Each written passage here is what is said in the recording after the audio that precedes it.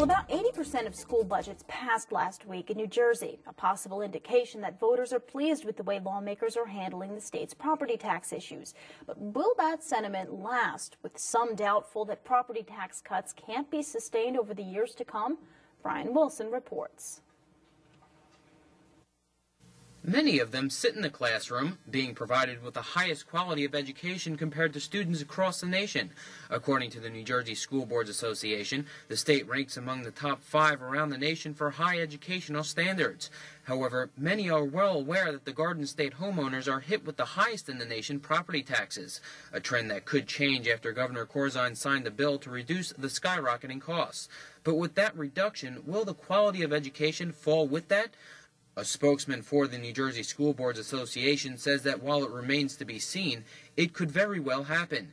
Districts have relied heavily on property taxes with flat funding from the state since 2001. Commissioner of the New Jersey Department of Education says she is a little more optimistic. Well, I think that one of the things that's happened this year is a significant increase in resources from the state to local school districts. I think it's not always about how much you spend, but oftentimes about how you invest those resources. An analysis conducted by the Star-Ledger of Newark last year found that school districts in the wealthier communities in the state are taking more money from homeowners than is needed to provide a public education. On the other hand, most of the neediest school districts are strapped for cash.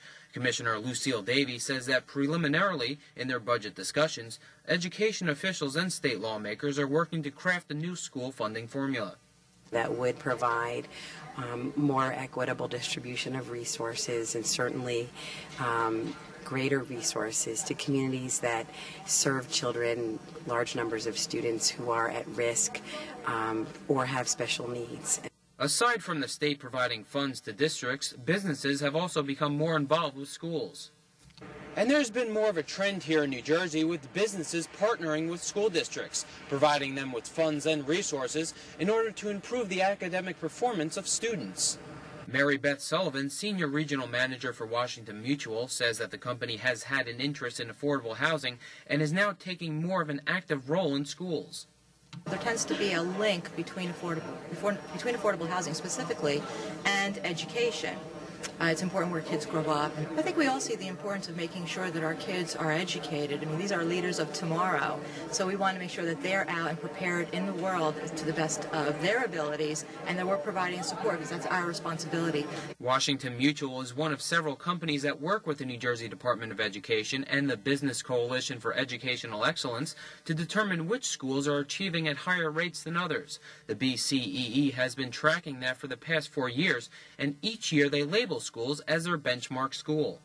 We choose our benchmark schools using data from the state's assessments, and we do data runs by different groupings of schools where we compare schools to similar schools, and the ones who have the best performance on the state's tests become benchmark schools. Today, 69 schools in New Jersey were recognized for their achievements. Reporting from Jamesburg in Middlesex County, this is Brian Wilson, WMBC News.